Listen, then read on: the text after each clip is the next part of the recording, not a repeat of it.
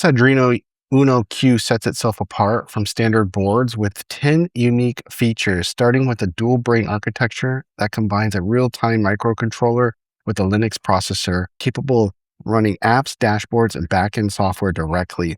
Unlike traditional SBCs or single board computers, this here delivers precise hardware controls for motors and sensors to control like robots, and also features a built-in Wi-Fi and Bluetooth, supports USB-C and HDMI outputs to function as like a mini computer, and it still retains its backwards compatibility with existing Arduino shields, including built-in eMMC storage, so you don't need an SD card.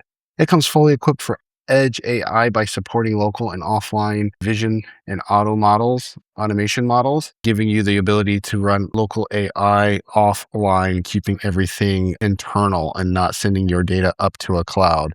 So if you're looking for any of those top 10 features, definitely check out the Uno Q. This is the 2 GB model. Shout out to the company for gifting me this so I could do this review.